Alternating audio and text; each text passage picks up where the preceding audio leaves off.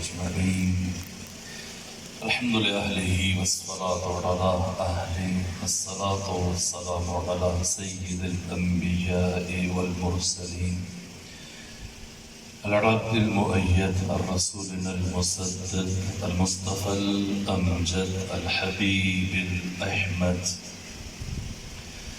النبي الأمي المكي المدني السراج المنير الكوكب الدري صاحب الوقار والسكينة المدفون بأرض مدينة سيدنا ونبينا وشفيع ذنوبنا وطبيب قلوبنا وحبيب نفوسنا ومولانا أبي القاسم محمد المصطفى اللهم صل على محمد وآل محمد وأهل بيته الأطيبين الأطهرين الأنجبين المعصومين المظلومين ورحمة الله على أحبابهم وأصحابهم وشيرتهم ومحبيهم ومواليهم أجمعين ولعنة الله على أعدائهم ومنكري فضائلهم وغاصبي حقوقهم من جوم عداوتهم إلى الآن ومن الآن إلى قيام يوم الدين وبعد يوم الدين. أما بعد فقد قال حق سبحانه في القرآن: بسم الله الرحمن الرحيم إن الله يحب الذين يقاتلون في سبيله صفا كأنهم بنيان مرصوص. صلوات بجی خاندان فاطمہ.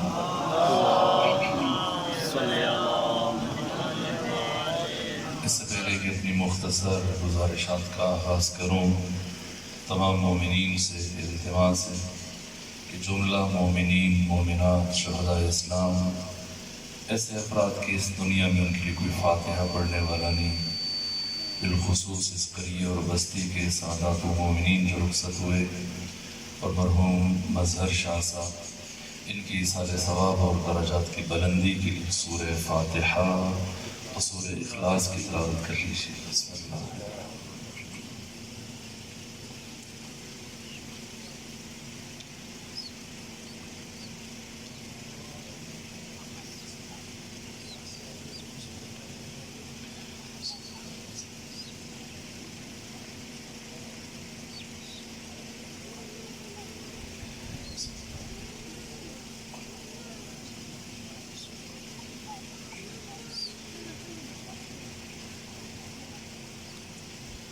صلوات بجی خاندان فاطمہ. اللهم صل على محمد دیگر عزیزان نے بھی جو دعا کی خواہش کی ہے، برادر الفت صاحب فرزند صالح کی پروردگار بحق کے باب الحوائج حضرت امام موسیٰ کاظم انہیں اور جتنے بھی اولاد مومنین انہیں فرزند صالح عطا فرمائے، دعا کی قبولیت کی.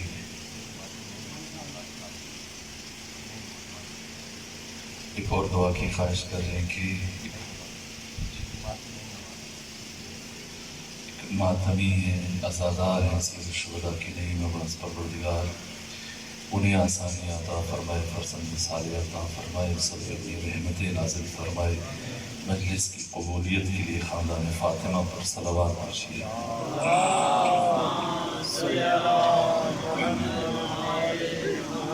ہنگام زوال ہے اور وقت محدود ہے، خواہش ہے کہ وقف نماز ہو جائے گا. ہمارے پاس چند دقیقیں تقریباً 30-40 منٹ ہیں اور کوئی تفصیلی گفتگو آپ کی خدمت بیان کرنے کا متحمل نہیں. جو ناظم منبر ایک فکر اشعار کی شکل میں اور اپنی گفتگو میں اشارہ کر رہے تھے. انسان کے پاس قیمتی ترین چیزیں ایک ہماری زندگی ہے، وقت ہے.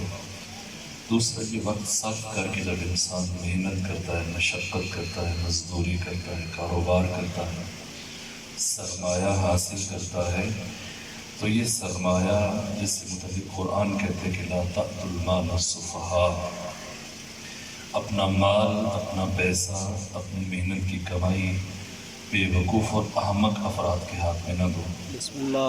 اگر اولاد بھی ہے لیکن احمق ہے تب بھی منع کر رہا ہے قرآن کہ احمقوں کو اپنا مال نہ دو، کیونکہ اس کے حصول میں انسان کی زندگی صرف ہوتی ہے، وقت صرف ہوتا ہے، حیات کے قیمتی ترین انمول ترین لمحات خرچ ہوتے ہیں۔ یہ دو چیزیں جس طرح سے آپ کے ناظم منبر بیان فرما رہے تھے، بشر کے پاس یہ دو قیمتی ترین چیزیں، انہیں نام حسین پر نثار کرتا ہے، ذات حسین پر قربان کرتا ہے، وقت بھی خرچ کرتا ہے، سرمایہ بھی خرچ کرتا ہے، صبح سے شام تک صف اذان، ایسے بزرگ جن کا زمین پر بیٹھنا مشکل ہوتا ہے، وہ بھی اپنا راحت و آرام مصروفیات چھوڑ کر آ کے خاک عزا پر بیٹھتے ہیں، جناب سیدہ کو ان کے فرزندان کی شہادت کا فرصہ پیش کرتے ہیں۔ آخر اس کا راز کیا ہے؟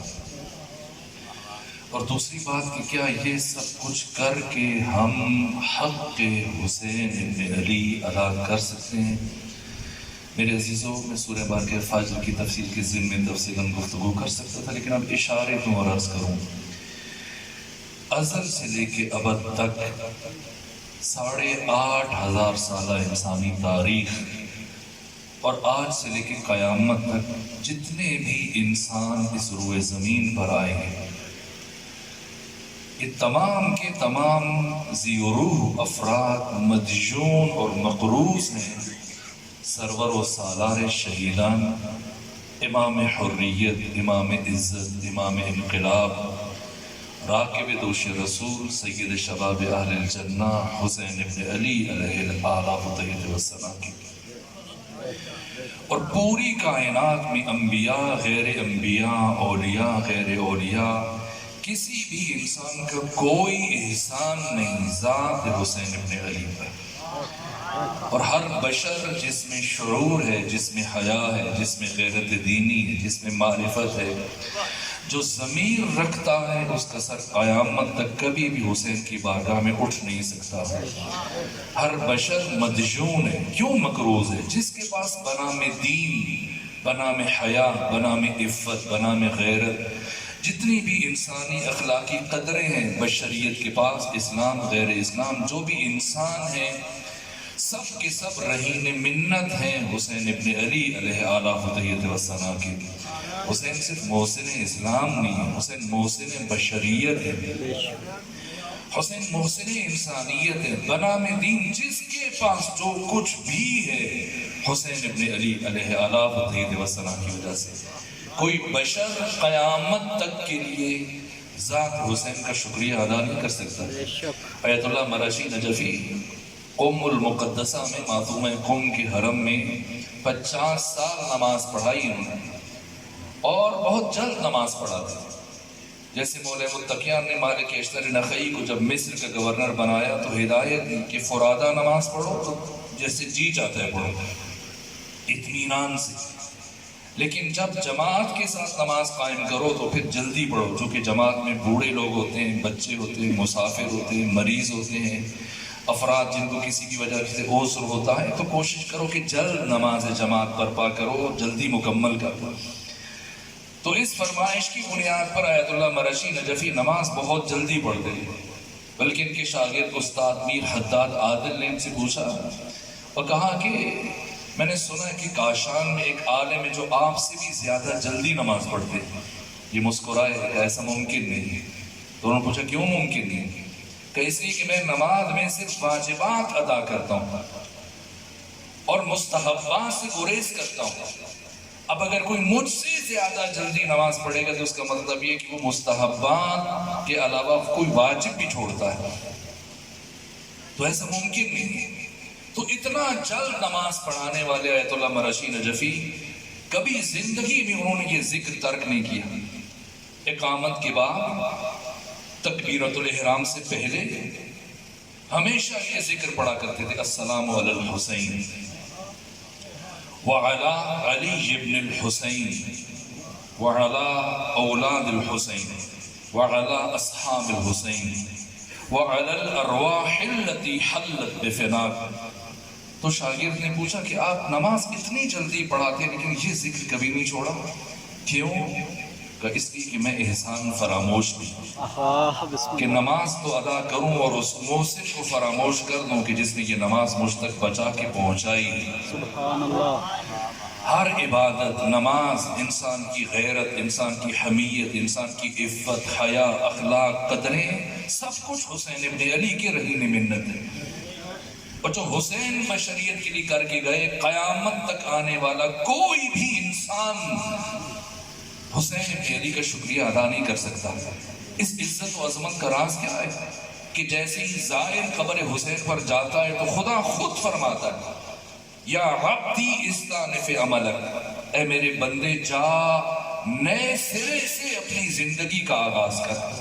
قد صرت اليوم كيوم ولدتك امك، کہ آج تمہاری کیفیت وہ ہے ویسی ہی ہے جیسی تو اپنی ماں کی شکم سے دنیا میں آیا. آخر حسین کون ہے کہ بے ارزش اور کم ترین چیزیں جب منسوب ہوتی ہیں آقا حسین کے ساتھ تو ان کی قیمت کم از کم جنت بن جاتی ہے. یہ مٹی جس کا کھانا حرام ہے، کسی نبی کی مٹی ہو قبر کی تو اس کو بھی آپ نہیں کھا سکتے، حرام ہے. تو پھر حسین کون ہے کہ جن کی قبر کی مٹی کو پروردگار نے بشریت کے لیے شفا قرار دیا. یہ آنسو جو آپ کی آنکھ سے بہہ جائے تو اس کی قیمت نہیں ہے. یہ پانی جو اشک کی صورت میں بہتا ہے کیا ارزش ہے، لیکن جب یہی یاد حسین میں بہتا ہے تو اس کی کم از کم قیمت پروردگار جنت قرار دیتا ہے. یہ حسین کون ہے اور کیوں بشریت مدیون ہے؟ میرے عزیزوں، چونکہ گفتگو مختصر کرنا چاہتا ہوں، مجھے مسلسل احساس ہے کہ ہنگام زوال اور نماز سے میں تاخیر نہیں کرنا چاہ رہا.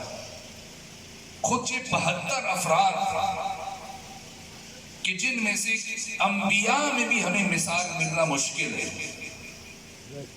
بقول جوش ملی آبادی کے سر فرشتوں کے یہاں آج بھی خم ہوتے ہیں، ایسے انسان رسولوں میں بھی کم ہوتے ہیں جن سے متعلق خود حسین نے فرمایا کہ انی لا اعلم اصحابا اوفا من اصحابی، میرے علم میں نہیں کوئی ایسے اصحاب جو میرے اصحاب سے زیادہ باوفا ہوں.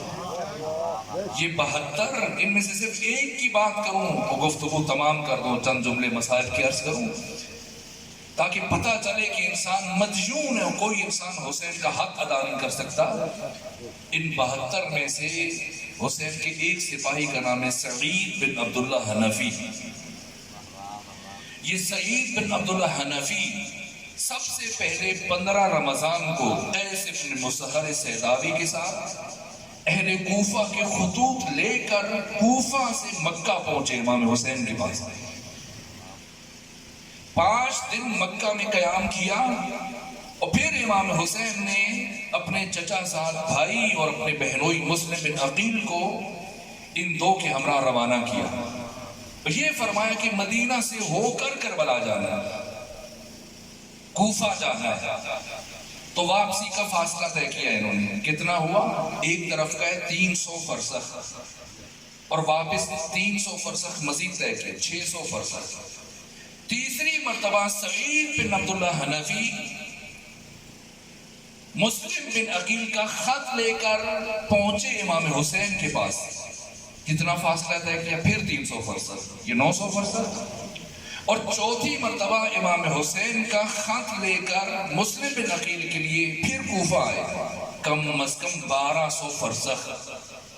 اگر آپ کلومیٹر میں اس کو کنورٹ کریں تو کتنا بنتا ہے؟ کم سے کم 6500 کلومیٹر. گھوڑے اور اونٹ کی پشت پر یہ سفر طے کیا. کتنا مشکل سفر ہے کہ آپ کے باقی تمام ساتھی شہید ہو گئے سفر میں، سوائے سعید بن عبداللہ حنفی کی. اتنا طویل سفر طے کیا اور پھر 7ویں محرم کو پانی بند ہوا اور 10 محرم تک مسلسل 3 دن تک بھوکے اور پیاسے رہے اور شب عاشور رات جاگ کر گزاری.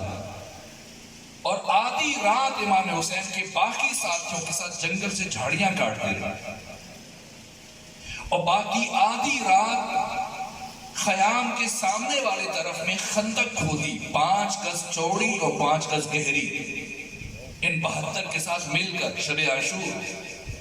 اور جب خندق کھود گئی تو یہ ساری جھاڑیاں اس خندق میں پھینکی، اور صرف ایک راستہ چھوڑا جہاں پر صبح میں جنگ کے لیے جانے والے مجاہدین گزر سکیں اور امام حسین ان کی لاشیں اٹھا کر خیام تک لا سکیں۔ اور اس کا فلسفہ اور مقصد یہ تاکہ روز عاشور سب سے آخر میں جب امام حسین جائیں آخری الوداع کے موقع پر تو ان جھاڑیوں کو آگ لگا دیں تاکہ آپ کی شہادت کے موقع پر دشمن اچانک سے حملہ آور نہ ہو سکے اور بیویوں کو کچھ دیر میں سنبھلنے کا موقع مل سکے۔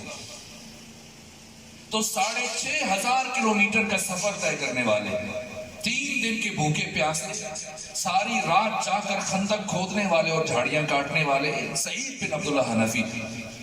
روز عاشور جب ابو ثمامہ ساعدی امام حسین کے ایک اور صحابی ہیں، انہوں نے سید الشہداء کی بارگاہ میں عرض کیا، فرزند رسول زوال ہو رہا ہے، مجھے لگ رہا ہے کہ نماز کا وقت ہو رہا ہے، اب بتائیے کیا زوال ہو چکا؟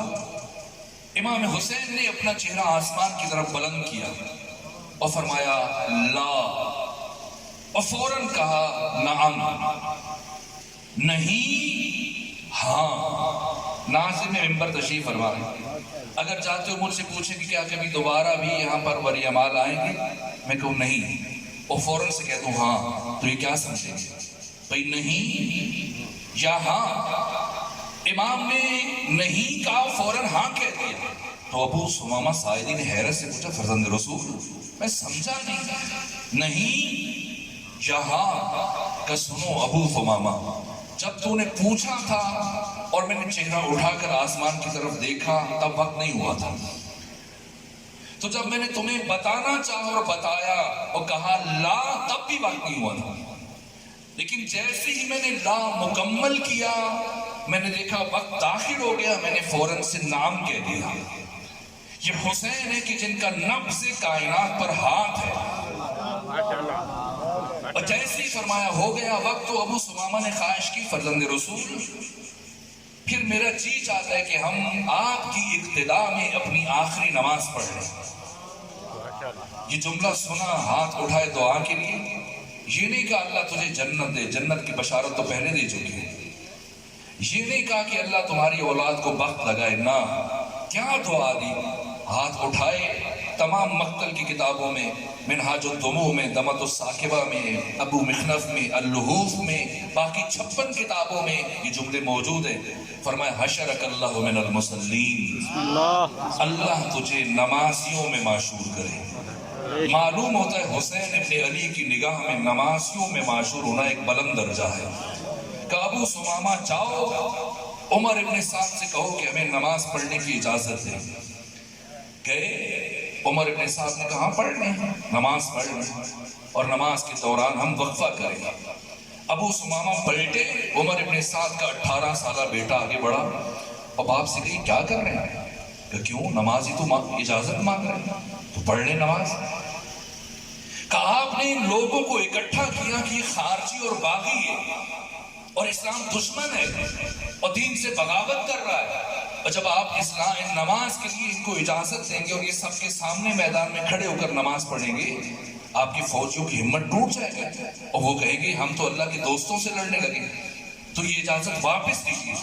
عمر ابن سعد نے پیچھے سے آواز دی، ابو ثمامہ حسین سے کہو عمر ابن سعد کہہ رہے کہ تمہاری نماز قبول نہیں کہ تمہیں پڑھنے کی اجازت دی جائے۔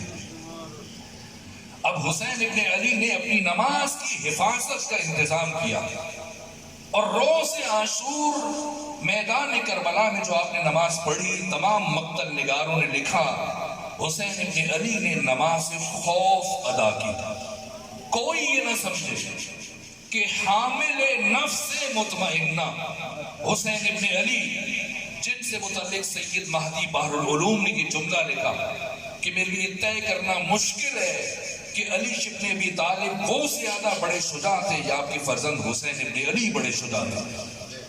وقت آخر تنہا زخمی اور پیاس کی حالت میں جب امام حسین نے حملہ کیا 36,000 کے لشکر پر، تو انہیں ہانگتے ہوئے 12 کلومیٹر دور مقام ذوالکفل تک دھکیلتے ہوئے لے گئے اور فرما رہے تھے اب 3 دن کے پیاسے کی جنگ دیکھو، اس کی جنگ دیکھو جس کے جوان سال بیٹے کو تم نے قتل کیا، اس کی جنگ دیکھو جس کے بھائی کے شادی تم نے قطع کیا۔ یہ حسین کائنات کے شجاع ترین انسان، تو ممکن نہیں کہ وہ خوفزدہ ہو دشمن سے، بلکہ دشمن آپ کی ہیبت اور اطمینان کو دیکھ کر پریشان تھا۔ اور شہید مرتضیٰ مطہری نے لکھا کہ روز عاشور جیسے جیسے وقت گزر رہا تھا دشمن پریشان تھا کہ حسین کے چہرے پر طمانینت اور اطمینان کے آثار میں اضافہ ہو رہا تھا۔ تو پھر کیوں نماز خوف ادا کی؟ نماز خوف ایک فقہی اصطلاح ہے۔ جس طرح سے آپ نماز قصر پڑھتے ہیں ولیعمال سے، اگر آپ چلے جائیں راولپنڈی اسلام آباد تو 4 رکعتی نماز اب 2 رکعتی پڑھیں گے قصر۔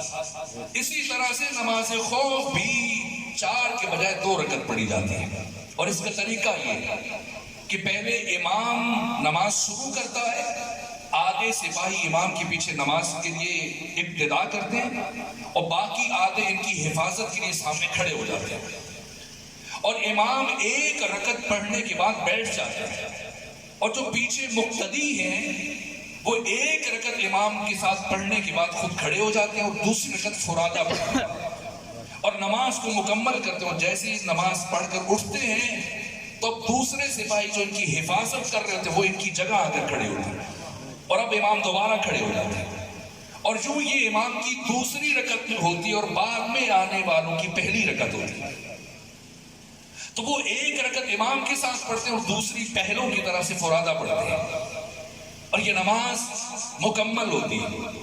اور اس نماز خوف کا محل تمام 72 فرقوں کے نزدیک کب پڑھی جا سکتی ہے؟ اگر 2 مسلمان گروہ آپس میں لڑ پڑیں تو یہاں نماز خوف پڑھنا درست نہیں ہے۔ جنگ جمل میں، جنگ صفین میں، جنگ نہروان میں امام علی نے نماز خوف نہیں پڑھی چونکہ مسلمان گروہوں کا تصادم تھا، لیکن روز عاشور حسین ابن علی نے نماز خوف پڑھ کر اپنے دشمنوں کے کفر پر مہر تصدیق ثبت کر دی، اس لیے کہ نماز خوف ہمیشہ کافروں کے مقابلے میں جنگ ہو تب پڑھی جا سکتی ہے۔ اور حسین ابن علی نے نماز خوف پڑھ کر تاریخ لکھ دی کہ خبردار اب حسین کے مقابلے میں آنے والے کسی فرد کو کبھی مسلمان نہ کہنا۔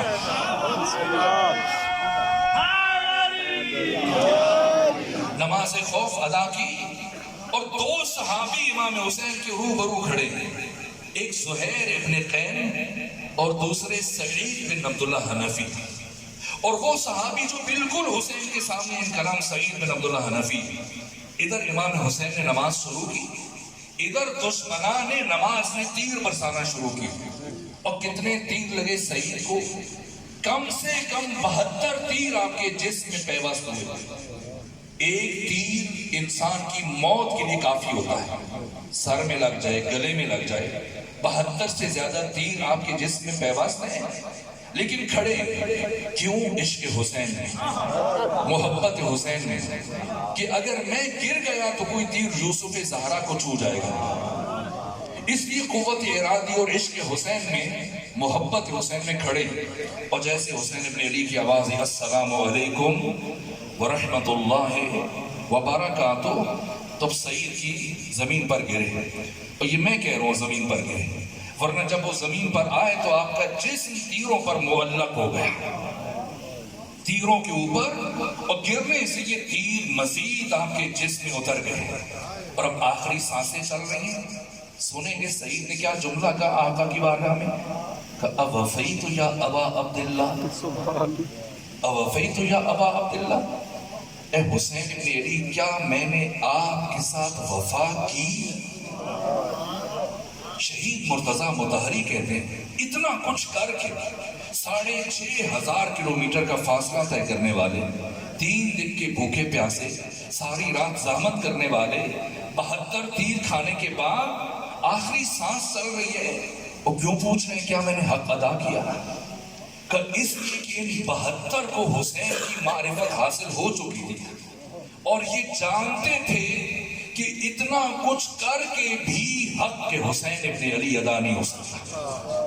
ہر انسان مدیون ہے اور مقروض ہے حسین ابن علی کا.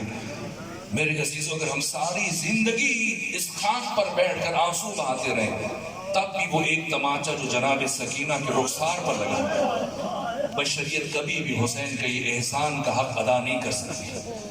میرے عزیزوں، کیا کیا حسین نے بشریت کے لیے؟ چونکہ وقت محدود ہے، چند جملے عرض کروں. شہید مرتضیٰ مطہری فرماتے ہیں کربلا کی جنگ ایک تیر سے شروع ہوئی اور دوسرے تیر پر ختم ہو گئی. یہ نماز ظہر ہے جو حسین ابن علی نے اپنے اصحاب کے ساتھ ادا کی، اور نماز عصر حسین ابن علی نے اپنے فرض باوفا کی زین پر ادا کی. کیسے؟ چلے آئے خیام میں رخصت آخر کے لیے اور ایک پرانی پوشاک کا مطالبہ کیا، اسے چاک کیا. آج 28 جون ہے نا، 28 جون قمری اعتبار سے 10 محرم آقا حسین کی شہادت کا دن ہے، اور شمسی اعتبار سے آج ہی کا دن آقا حسین کی شہادت کا دن ہے. تو اسی لیے میں یہ جملے عرض کر رہا ہوں. آئے خیام میں ثانی زہرا نے ایک خواہش کی. کیا کہا کہ بھیا حسین، میرا جی چاہتا ہے کہ آپ وقت آخر ہم بیویوں اور بچوں کی صف کے درمیان میں سے گزرتے ہوئے الوداع. ثانی زہرا نے ایک طرف بیوہ خواتین کو کھڑا کیا، بے سہارا خواتین کو، کسی کا بھائی مارا گیا، کسی کا بیٹا مارا گیا، کسی کا شوہر مارا گیا.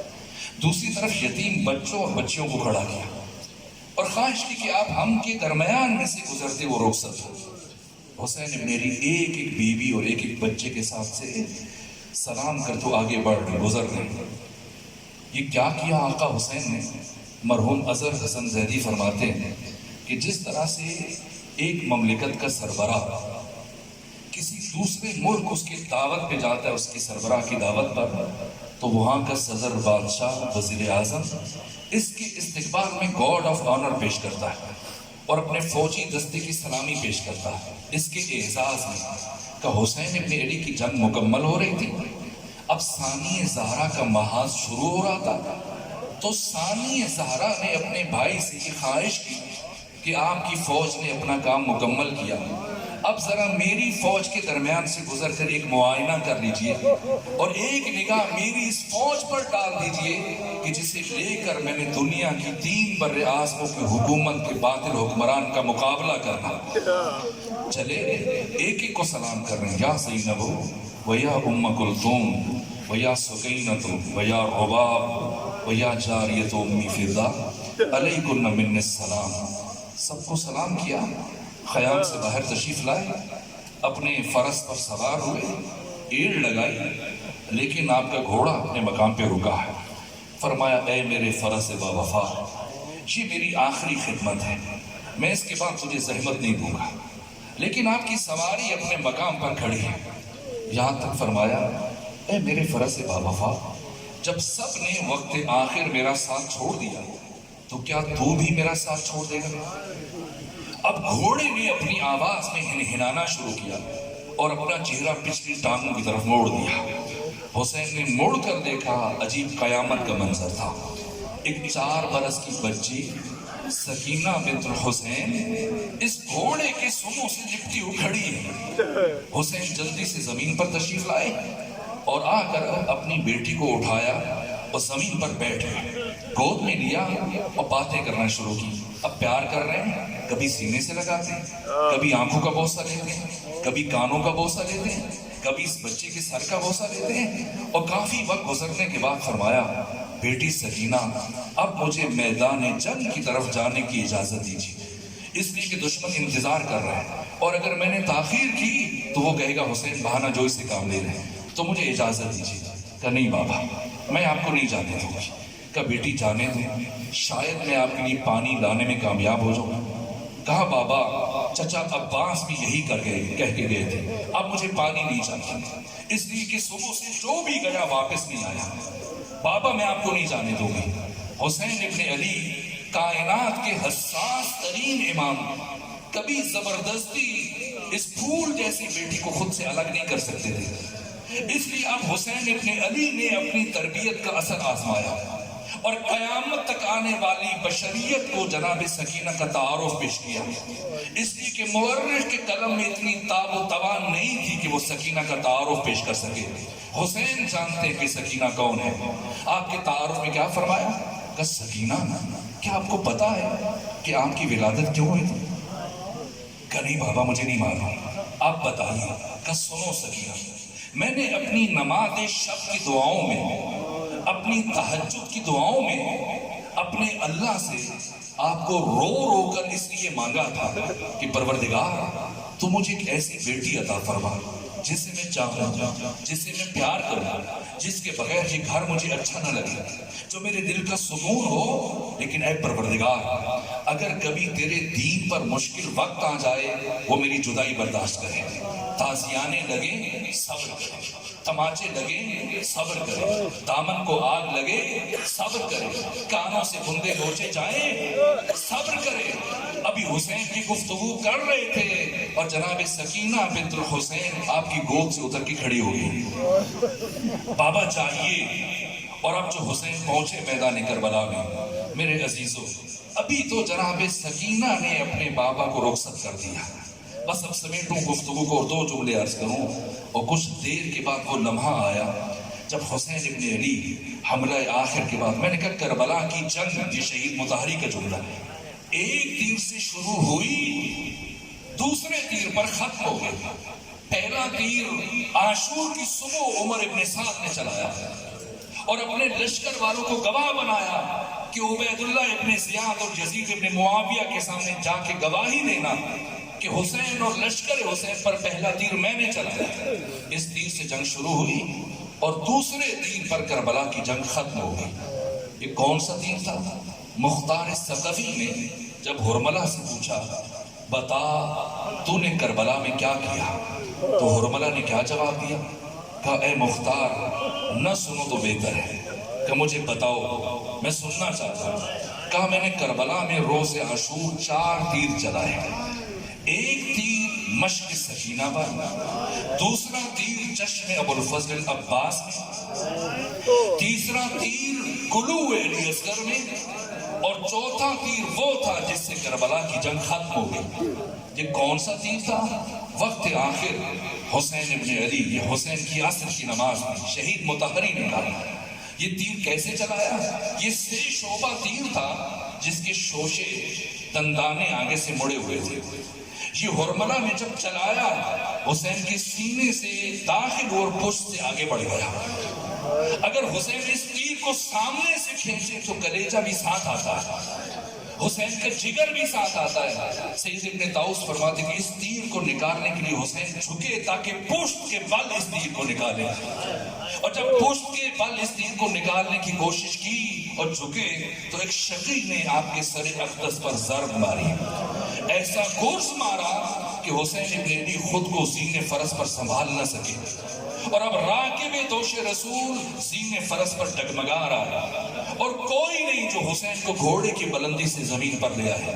میرے عزیزوں میں نے دیکھا اکثر خطبہ اور ذاکرین جب بہت جوش سے مجلس پڑھتے ہیں اور بہت زور سے مسائل پڑھتے ہیں تو مسائل پڑھنے کے بعد کبھی اتنے نڈھال ہو جاتے ہیں کہ ان کی ممبر سے اترنے کی ہمت نہیں رہتی، اور مجمع سے مومن اٹھتے ہیں انہیں عزت و احترام کے ساتھ، راحت و آرام کے ساتھ ممبر سے نیچے اتارتے ہیں۔ میں کہوں گا اے حسین کا نام لینے والوں، ممبر سے اتارنے والوں، آپ کا امام حسین ابن علی زین فرس پر ڈگمگا رہا ہے اور کوئی نہیں جو حسین کو گھوڑے کی بلندی سے زمین پر لے آئے۔ کچھ کاموں میں حسین ابن علی کو بڑا وقت لگا۔ ایک جب مدینے سے چلے تھے اپنے نانا اور اپنی ماں فاطمہ کی قبر پر جا رہے تھے اور رخصت کے وقت آپ کو بڑا وقت لگا۔ دوسرے علی اکبر کی لاش اٹھانے کے لیے جب علی اکبر نے آواز دی تھی تو حسین کبھی دائیں گرتے تھے اور کبھی بائیں گرتے تھے اور فرماتے تھے بیٹا علی اکبر مجھے آواز دو کہ میں تمہاری آواز کے سہارے تمہاری لاش تک پہنچ سکوں۔ اور تیسرا حسین کو زین فرس سے زمین پر آتے ہوئے بڑا وقت لگ گیا، اس لیے کہ آپ کے قدم اس کی رکابوں میں الجھ گئے اور حسین کو بڑا وقت لگا، اور سب سے پہلے جو اس زمین پر آیا وہ حسین کی پیشانی تھی۔ اب شہید مطہری کہتے ہیں زین فرس پر نماز کی نیت کی، اللہ اکبر کا عاصر کا، اور جب گرز لگا تو یہ حسین کا رکوع تھا، اور جب زین سے زمین پر آئے تو یہ حسین کا سجدہ تھا۔ اب اس فراز کے مقام پر جب حسین فرش کربلا پر آئے، ایک مرتبہ آپ کا گھوڑا آگے بڑھا اور احساس نہیں ہوا کہ حسین اتر چکے، لیکن چند قدم طے کرنے کے بعد اسے یہ احساس ہوا کہ میرا راکب میری پشت پر موجود نہیں ہے۔ پلٹا، واپس آیا، اور آنے کے بعد اس نے آقا حسین کے قریب خود کو گرا دیا، کوشش کر رہا تھا کہ کسی طرح سے اپنے آقا کو دوبارہ سوار کرنے میں کامیاب ہو جائے۔ میرے عزیزوں، ہم دیکھتے ہیں ہماری مجالس میں جہاں پر تعزیہ ہے، جہاں پر جھولا ہے، جہاں پر علم ہے، ہم محرم کے اجتماعات میں، جلوسوں میں وہاں اس جناح کی شبیہ کو بھی لے کے چلتے ہیں۔ دنیا ہم پر الزام لگاتی کہ ہم گھوڑے کی پرستش کرتے، نہ، ہماری قوم گھوڑے کی پوجا نہیں کرتی، بلکہ ہم دنیا والوں کو بتاتے ہیں کہ اگر کوئی جانور بھی ہمارے ساتھ احسان کرے تو ہم اس کے احسان کو فراموش نہیں کرتے۔ اس جانور کا ہم پر احسان ہے، یہ فرزند رسول کی آخری سواری ہے۔ اس فرس باوفا نے وہ کام کیا جو کربلا میں انسانوں نے بھی انجام نہیں دیا۔ بڑی کوشش کی حسین سوار ہو سکے، یہاں تک کہ جب سوار نہ ہو سکے تو اس نے اپنی پیشانی کو آقا حسین کے خون سے رنگین کیا اور چلا خیموں کی طرف تاکہ بیویوں کو حسین کی شہادت کی خبر دے دے۔ میں پوچھوں گا، اے حسین کی فرس باوفا، تو نے اپنی پیشانی کو خون سے رنگین کرنے کی عادت کہاں سے سیکھی؟ تو اس فرس باوفا کا جواب ہوگا کہ میں نے خود آقا حسین سے سیکھا۔ اس لیے کہ جب علی اصغر حسین کی گود میں شہید ہوئے تھے تو حسین نے علی اصغر کے خون سے اپنے چہرے کو رنگین کیا تھا۔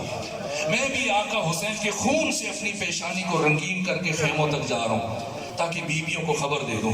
جیسے گھوڑا پہنچا، آواز بلند کی، ایک مرتبہ بیویاں سیدانیاں سر پیٹتی ہوئے خیموں سے باہر آئیں، اور ایک چھوٹی سی بچی آ کر ذوالجناح کے پاؤں سے لپٹ گئی، کہا، میرے بابا کے اسب باوفا، بتا میرے بابا کو دشمنوں کے مجمع میں کہاں چھوڑا ہے؟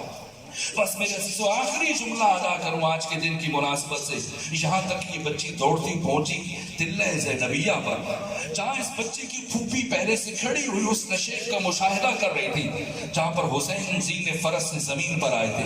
کیفیت کیا ہے بس اشارے میں عرض کروں۔ حسین ابن علی اپنی تلوار کو کربلا کی خاک میں ٹیکے ہوئے، قبضہ شمشیر پر سر رکھے، محو راز و نیاز ہے، حق تعالیٰ کے ساتھ مناجات کر رہے ہیں، گفتگو کر رہے ہیں۔ اسی کیفیت میں شمر ابن ذوالجوشن آگے بڑھا۔ سید ابن طاؤس فرماتے ہیں اس نے دونوں ہاتھوں سے آقا حسین کے کندھوں کو دھکا دیا، حسین پشت کے بل خاک کربلا پر گرے۔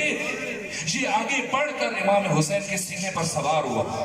امام نے دیکھنے کی کوشش کی لیکن آنکھوں میں اتنا خون جمع تھا کہ آقا شمر کو دیکھ نہیں پا رہے تھے۔ بالآخر حسین نے اپنی قوت کو جمع کیا اور اپنے دونوں انگوٹھوں سے اپنی آنکھوں کو صاف کیا، اور اب جب دیکھا میرے سینے پر شمر سوار ہے، کیا جملہ کہا کہ شمر تو بڑی بلند جگہ پر بیٹھا ہے، اے شمر تو بڑی اونچی جگہ پر بیٹھا ہے۔ اے شمر، مجھے یاد ہے میرے نانا محمد مصطفیٰ بچپنے میں جب مجھے گود میں بٹھاتے تھے تو میری قمیض کے بٹن کھول کر مجھے سینے سے چومنا شروع کرتے تھے اور گلے تک میرے بوسے لیتے جاتے تھے، اور میرے نانا نے اس وقت مجھے بتایا تھا، اے میرے حسین، تجھے کائنات کا شقی ترین فرد قتل کرے گا، جس کے چہرے پر چیچک کے داغ ہوں گے اور جس کا قیافہ خنزیر سے ملتا ہوگا۔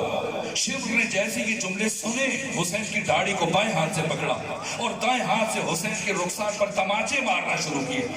اللہ نہ کرے کوئی بچی اپنے بابا کا وہ حال دیکھے جو سکینہ نے حسین کا دیکھا۔ تلہ زینبیہ پر کھڑے ہو کر یہ منظر دیکھ رہی تھی کہ پھوپھی اماں، میرے بابا کو مارا جا رہا ہے، کچھ کوشش کریں، چارہ کریں، میرے بابا کو بچا لیں۔ جب کوئی آواز نہ آئی اب دوڑتی گئی خیام کی طرف۔ ایک بیمار امام 22 برس کی عمر ہے سید سجاد کی، کندھوں کو جھنجھوڑا کہ سید سجاد بھیا اٹھے، ہمارے بابا کو مارا جا رہا ہے۔ جب کوئی جواب نہ آیا، اب اس بچی نے مقتل کی طرف دوڑنا شروع کیا۔ سید ابن طاؤس فرماتے چوتھی زد چل چکی تھی جب یہ بچی پہنچی، اور پہنچتی کیا کام کیا، اپنی گردن کو اپنے بابا کے گلوئے ادھر پر رکھ دیا۔ شمر نے خنجر ایک سمت رکھا، آگے بڑھ کر اس بچی کے بالوں میں ہاتھ ڈالا اور بلند کیا، یہاں تک اس بچی کے قدم زمین سے اکھڑ گئے، اور بلند کرنے کے بعد دائیں ہاتھ کا ایک ایسا تماچا مارا کہ یہ بچی دور جا کے گری۔ لیکن کیا کہا اس بچی نے، اٹھی، آگے بڑھی، اپنے ننھے ننھے ہاتھ شمر کے سامنے جوڑے کہ جتنا مارنا چاہتے ہیں مجھے مار لے، لیکن میرے بابا کو قتل نہ کرو۔ الا لعنت اللہ علی القوم الظالمین وسيعلم الذین ظلموا أي منقلب